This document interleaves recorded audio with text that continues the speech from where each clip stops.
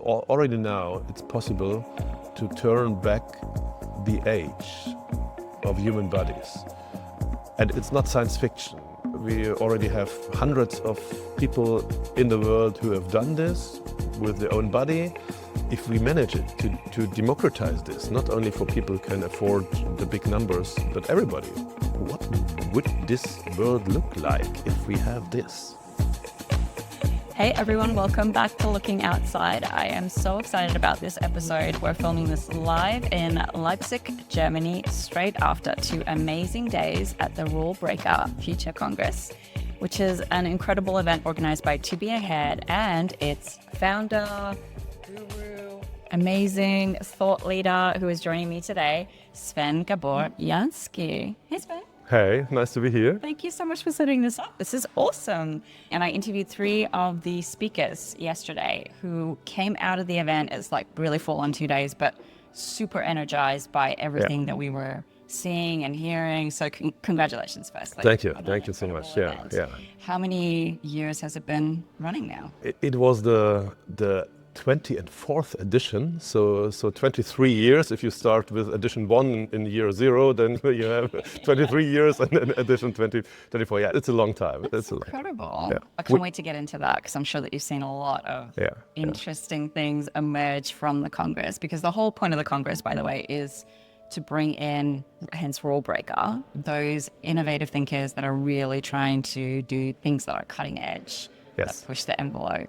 So you would have seen a lot of amazing things during that time. Absolutely. So we started in the first or second year, we discussed about the future of music industry, because back then there was this MP3 technology which made it happen that you could not only buy with a compact disc, but you could download it and you could share it and you could copy it, and so the music industry was in big trouble, and we focused on that. And then in this edition we predicted that yes, you will lose, of course, the industry will lose revenue and employees, all that stuff, but in the end you will come up with a new business model, a digitalized business model. And we described this business model as, imagine a water tap. You pay a monthly fee, it just runs out, and this was our picture of the future for music industry. And if you look at the music industry right now, the streaming, which is just it flows out, personalized, you pay a monthly fee. It was actually the same. We did not know the term streaming, but this is new. But we described what the major business model of the music industry is now, and we described it 20 years ago.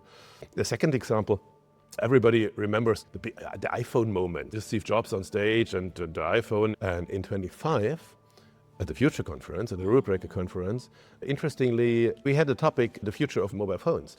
And we invited the Chief Strategy Officer of Nokia, Heikki Nordhaus was his name. And he came and he explained us the future of mobile phones, and he explained us the iPhone. And not only the iPhone, but also the business model behind, the app store behind the business model. And he explained this 2 years before the big iPhone moment. Everybody was excited and new, and nobody knew. We knew. You saw it coming. And what's awesome is that on the website, and you can actually go and have a look at this, you can go and see some of the predictions that you got right. Exactly. So I was joking on stage that I'd love to get into that. So maybe 5 years from now, we can check if I got anything right. You can add that to the list. But that's awesome. And I mean, the whole idea is that you're helping people to see what's ahead, but you're also kind of provoking them to invest in the future. Absolutely, yes. Because future is made basically out of 2 things. You have what we call the future forces. So we analyze, so we are scientists from heart. We analyze the big future trends of the world. And meaning the most powerful organizations of the world, what are they driving forward? What are they investing in? And what are their expectations? What we will get out of these investments today in 5 to 10 years? And this kind of sets the scene for what is possible for entrepreneurs, for rule breakers. This is the first point. And the second big player in this game, in this innovation game, are the rule breakers, entrepreneurs, people who who don't accept what others believe and think, hey, this and this should be better. There should be a better way to do this and to this. Yeah. And I call them the rule breakers because they don't accept the rules others accept, right? And you have these rule breakers in every industry.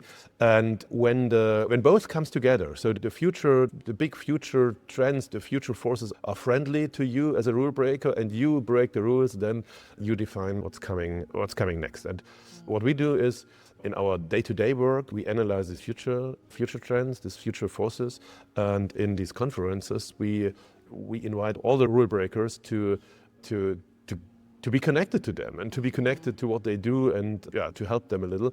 And then the investment case comes in. If you do this as a futurist, if you do this for 24 years, and you see that you are quite good in predicting the next, then you come to a point when you say, hey, why I do tell the others about this amazing stuff, why I don't invest myself. Yes. And so we decided to invest ourselves.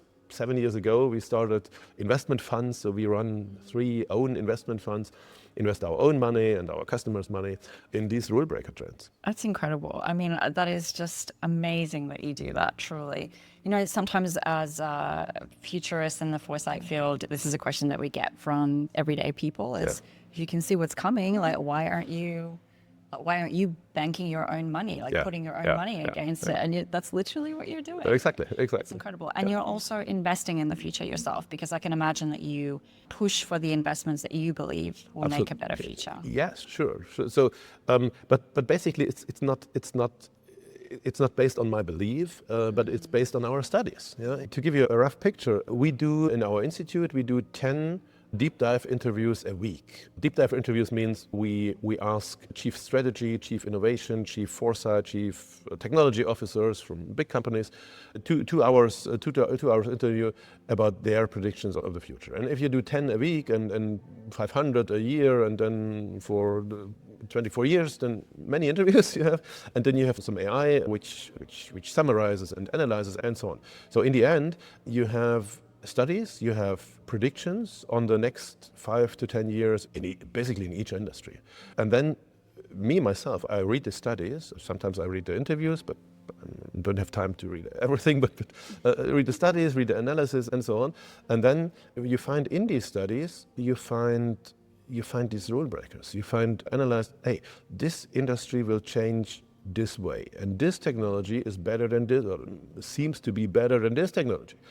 And then what I do is I follow these predictions from these studies. I hop on a flight, I see the teams over there. So we invested in, I give you some examples. You are from Australia. We invested in a company from Sydney, University of Sydney. It's called HB11 Energy. It's about nuclear fusion. It's a specific technology in nuclear fusion. The University of Sussex in Brighton, in England, UK. Quantum computing. University of Berkeley, cryopreservation, Stanford University. This is one of our recent investments. It's about an artificial womb. And in Tel Aviv has 3 big, great universities. So what we see in the studies is technology teams, mainly in universities. Sometimes they already spun off, but in universities. And then we connect to them, and I try to help them to spin their technology off, and I can be the first investor, which is, to be the first investor is nice because it's cheap. It's the cheapest way to invest. Yeah. Of course, also with the biggest risk, but for the risk part, we have our studies, and that's why I say we invest only based on our studies. Yeah. And as an early investor, one of the first investors, you're also, I imagine, building a relationship with these founders, these rule breakers, so that you are almost like a support system for them as they go through their journey. Yes, we are. So you saw Janszky from California, from Berkeley. She was one of our first investments. Now she presented at the conference, and what she did is she found a technology which which enables us to freeze liquids, but without being crystalline. And if you freeze liquids without being crystalline, then you can freeze organs, human tissue, and you can defrost it, and then it works. Yeah? So it's kind of a cryopreservation for organs, and it's a huge market in the future. Yeah. We invested, I think, 8 years ago or so, 8 years ago, one of our first investments, and it's exactly as you say. So in the beginning, these amazing scientists need some money. More than the money, they need mental support. They need somebody who believes in them. They are surrounded by people who don't believe in them, who say, you're completely crazy, you will lose your money. And so they need the first believers. And then in the second stage, they need somebody who connects them to strategic partners or strategic investors. So especially Janszky, I could connect her to one of the wealthiest families in Europe, so the Swarovski family, and they became the lead investor in the second and third round. So this is what I can do. And then I can invite them for the conference, and then they meet you and the other amazing guys. So, yeah. I've spent so much time with Janszky, where she is an incredible woman. Yeah. I mean, the background that she has, the journey that she has in coming to America, and starting this business, this idea. And it's only the beginning, right? This is what was really inspiring for me hearing it, is that, yes, she wants to preserve organs for longer so that we don't have this wastage in the organ donor system. But then, she wants to do so much more. Absolutely. This is a typical scheme in this deep tech, in this amazing technology development. You have to have a short-term revenue perspective. Right. But long term, it's even bigger, yeah? And in this case, the short-term revenue perspective is, of course, a saving. So I learned that 80% of the donored organs are wasted because they never. So you cannot preserve them. They are good for 1 or 2 hours, and it's nothing. Yeah? But if you can cryopreserve them for, let's say, 48 or 72 hours, then you can reach every point in the world by intercontinental flights and so on. So this is the very short-term first revenue. But long-term, imagine that every person, I learned almost 50% of dying people die by a failure of one of our organs. So at this point, if you have kind of a spare part or organ somewhere in a cold chain or in a cold chamber in a hospital, you have your stem cells and you can frozen, and you can, out of these stem cells, you can print an organ in a 3D printing, bioprinting way. Then you can live longer. Yeah, so you don't have to die. This is the big perspective of this. Yeah, and an organ that's tailored to your DNA, so you don't have to use immunosuppressants for the rest of your life. Absolutely. I mean, it's incredible. The other thing that I thought was really interesting was you had these mini fireside chats with people throughout the Congress, and a separate stage to kind of dive into some of the challenges that these organizations and leaders face. And there was one panel with Hamid and Janszky. Hamid's already done a podcast with me, but I'm trying to get Janszky on the show. Yes. Where they spoke about obviously the risk that they take in bringing this idea to the world, and then the beliefs that they have to have in themselves to push through all of the no's that they get, trying to, maintain their confidence that they're on the right path. So I know that what you're doing would have been an incredible support system for them. And I mean, your title in Germany is Mr. Future, if I'm not mistaken. some newspapers came up with this title, yes. Pretty big confidence boost. Yeah. But I can imagine some ideas that you hear from these founders are no-brainers. Yes, of course, we want to preserve organs longer. Great, let's do that, and then we can see where it takes us afterwards. Other ideas are a little, as I like to say, wacky, right? Mm-hmm. So immortality, living forever. Yeah. Very visionary ideas, and I think we need that in foresight. And when we're talking about the future, we need those people that are Absolutely. Just stretching our thinking truly into the further out future, or maybe into the impossible spaces. Yeah. But how do you balance that when you're thinking about investment? That's a great question. So let's take this immortality as an example, because immortality is a combination of technologies. Of course, if you see the term immortality, you think, hey, crazy, don't believe this, nobody is immortal. But if you see this as a combination of different technologies, which each of them has an impact on living longer, then in the end you might come to the belief that immortality is possible. So let's focus on some technologies there. Of course, we have the genetics. It's a matter of a few bucks to analyze your genome, which was billions in the past, but now it's so, and it will shrink. The price will go down to cents probably. So this is a no-brainer. Then you have the possibility to edit your genome. We saw Liz, amazing scientist, Liz Parrish. She tried on her own body 10 of these existing gene therapies, and if you look at her, she. I may name her age because it's public. So she's 53, 1 year older than me, and she looks like 25. Or so she proves that gene therapies, and by gene therapies I mean you get an injection, and that's it. so it's not a half a year or whatever. So it's just an injection. So she proves that by gene therapies you can be healthier, you can edit your genome, and so on. And this makes your lifespan, again, a little bit longer, but probably not for immortality, but a little bit longer. And then you have Hamid and what he is doing in the food industry. And in the food industry, at least probably you know more about the food industry than me, but in our studies we use the term medical food because you can use food to every day to optimize your microbiome in the gut and so on. So for many things. So, and if you put all these technologies together, and the spare part organs and so on, if you put all these technologies together, then you come at least to the point that the human body can live for 120, maybe 150 years.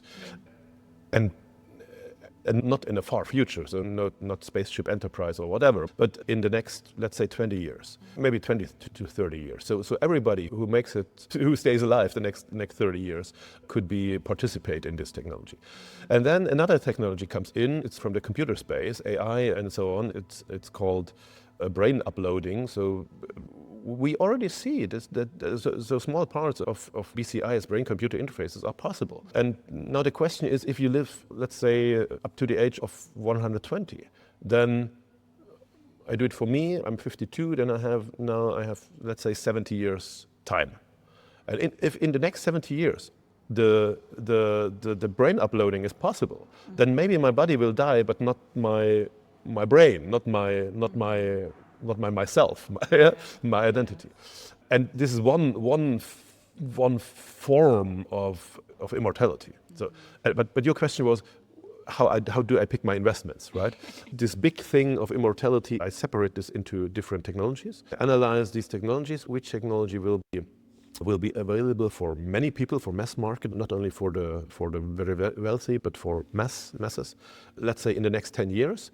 And these technologies I'm investing in. The others I observe, I carefully look at them and I analyze them, and I know the people already for the moment when it becomes likely that in 10 years there will be a mass market for this. The probability goes up. Yeah. I really like how you point out that nothing sits in isolation in itself. All of these things build to create this future. So you're observing all of those different elements.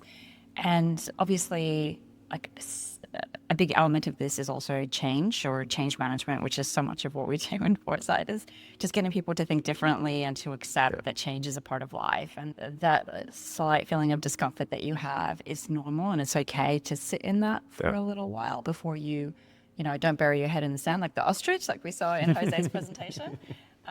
But keep going. However, that kind of is the thing that we're up against, particularly in industries that are moving a lot slower, is that they're a little bit overwhelmed with the pace of change. Do you feel like there are any technologies or industries that are moving too fast? It's a good question. I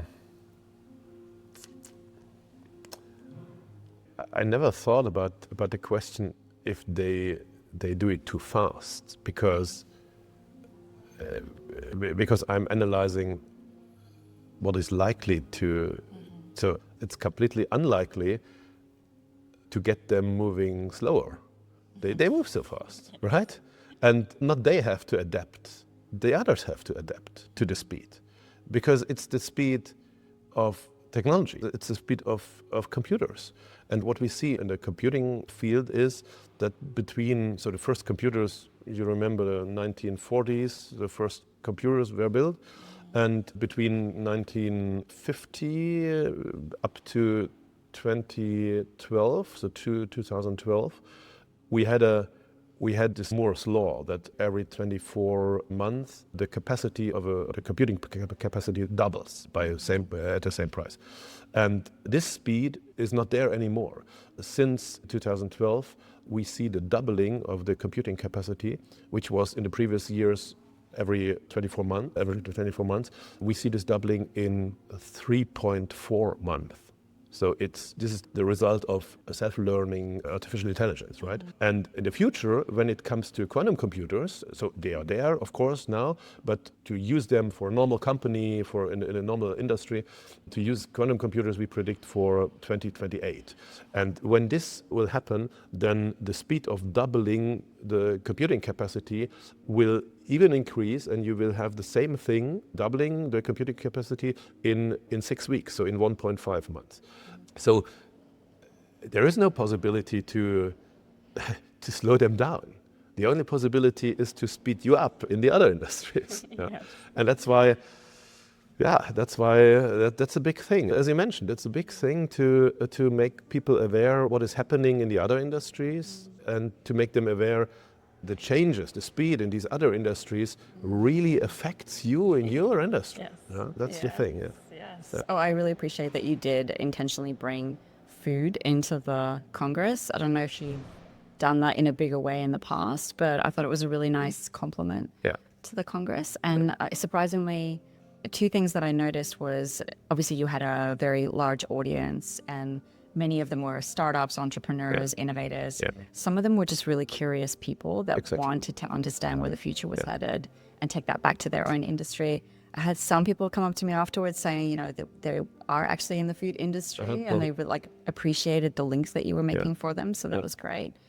And then there were just a lot of people who, it came of their own accord, because obviously you've created this reputation for this event, that this is a place where you can learn about the future, that you can be curious. This is a very new thing. This year was the first conference when we opened up basically for public, so for interested people. In the previous years, we had a conference much smaller, so 200, 300 people, very focused on industries. We got together the chief innovation, chief technology, chief foresight, whatever officers from industries, but from companies. And so we discussed all these things, and they took it back to their companies, but it was only for the bigger companies, because only bigger companies have chief foresight, chief strategy, and so on, not the small and the medium ones. And I found, a year ago, that I'm not really satisfied with this as a futurist, as a future scientist, only to work for the bigger companies, the governments who can afford it to buy or to pay for the big projects, right? And since then, I changed the main strategy of my institute, and the main strategy is now to break this incredible, beautiful science of futurism, to break it down in small pieces, in formats everybody can afford. And that's why we opened the conference this year, basically for everybody. So I feel that we, foresight experts, futurists, we have the responsibility to bring this beautiful science, what we are deep in, to the masses, right? And that's what I and my employees in the institute, what we are working at. You saw only let's say the second or the third step. There will be many more steps. Yeah, that's really exciting. All the futurists that I spoke with at the event were really passionate about that too, democratizing foresight and helping to translate it for people that are less familiar. Yes. And it really just starts with creating a place and a space where you can intentionally look into the future and see what's coming, which is what you've created, which is amazing. I mean, obviously, as a futurist, you do have to stay objective, and that's sometimes a challenge, is not to get your own emotional reaction Absolutely. into the work. Yeah. But, you know, there are some things that I think we personally, as individuals, get really excited about. So I'm curious, of everything that you saw in the Congress, what was that one thing that personally got you excited about the future? Many things. But if you ask me for the one, then I would say it was so Elizabeth Parrish, and she explained that already now it's possible to turn back the age of human bodies. And it's not science fiction. It's there. There is technology. There are some regulatory issues in US and in Europe, but in other parts of the world it's already done. We already have hundreds of people in the world who have done this with their own body. Only hundreds because it's very expensive. It's 350,000 euros for an injection. Of course, health insurances don't pay for this and so on, but it's there. It's there. And I met Liz in 2016. I invited her for our conference. So she was the second time here. And back then, she basically told the same story. Okay. But I did not really buy this because it was a future story. It was a science fiction, and now it's there. Yeah, and it's only 9 years. Oh, 9 years is a long time, but it's 9 years since then. So basically, that this is there, and that I could, if I would have enough money, which I have to count, let's say. But I can call somebody, a doctor, and they will analyze my body, and they will come up with a suggestion which kind of gene therapies I should take to turn back the age of my body. Mm-hmm. This really got me. For two reasons. First, for myself, because I promised my kids I will try everything to become at least 120. And the second part is, if we manage it to democratize this, not only for people who can afford the big numbers, but everybody, what would this world look like if we have this, right? This point got me. Yeah, I love that. And, you know, I think sometimes when people hear about those types of technologies and it being applied to ourselves, we might question whether we want that or not. But what you sparked for me was when you mentioned your kids, and like, imagine if you could give this gift to the people that you care about. You know, why wouldn't you want your parents to live longer? Yes. And for me personally, I'd love my dog to live another 10 years. So maybe we can work on the next species after humans. Yeah, absolutely. Yeah, let's add one thing, because I just remember it was the very beginning of the conference, so I almost forgot. But Robert? Rob, yes, Rob Lacashia. Rob tested with, he's an AI guy and an artificial intelligence guy from Silicon Valley. And he created an AI technology which duplicates you. So this AI tool talks in exactly with your voice. It tells, if you train it, it tells exact your stories, and based on your knowledge and based on your, I don't know in English, in Germany we call this the shame level, so which words you use and which not, and on your level of humor and so on. So it replicates you, right? And I tried this only because the briefing call with Rob was only 10 days back, so we had only 10 days to train this. It's too short. But I already showed in the conference what is the result, and it was not perfect yet. But if you train this for, and I will, of course, for let's say 6 months, then it's basically you. Of course, it's not you, but it sounds like you. And yet now imagine you not only have one of these things, but 2 or 3, and in the course of the time they learn, and maybe they learn more than myself, and then I can connect with them and I can talk with them. They can talk among them, so from each other, and in the end, and the end is not decades, the end is this end is maybe in 5 years or so. We are living in a world in which most of the conversations of the world are between these AI agents, right? And this is also remarkable for me because I saw that AI agents, of course we are talking about AI agents every day, but these AI agents are replicated persons. So it's kind of human. It's kind of really personalized, right? It's not the ChatGPT or Perplexity or something. It's a part of yourself. If you take this idea and try to imagine what will be in the next 5 to 10 years, then this world will change, and I'm part of it. Yeah, well, I think what you're making me realize, which I don't think it quite clicked for me before, was everything that you mentioned, all these examples are about preserving human life. There's a intrinsic value that we're aligning exists with humanity, and that we're trying to save it, preserve it, which is a beautiful thing. Not to, augment it and make it something that it's not, but just to save it. Exactly. And this is one of my major learnings from the previous years when I connect with these beautiful minds and these bright minds who create these technologies. If you have a direct connection to them, if you can talk to them directly, then you learn that maybe not 100%, but majority of these people really wants to make the humanity better, to better humanity, right? And if you look at the newspapers, what journalists or reporters write about this, who are not directly connected to these persons, they express their fear that this is not human and this is some whatever it is. But if you directly connect to them and you feel, hey, they are humans and they want the best for humanity. Yes, they care, and they're surprisingly, maybe versus what people assume, like rigorous, and like they want to abide by the ethics, and they are taking as many steps as they can to make sure that happens. So it was a very thought-provoking and inspiring Congress. Again, congratulations on putting it together. Thank you for letting me be a part of it. It was wonderful. Your part was wonderful. Thank you. And allowing me to stealing all of your speakers and bringing them on my podcast, which is awesome. We'll get those voices in front of more people. One last question for you, and what I'm really curious about, because obviously I'd love to know how you gain a fresh perspective. Yes.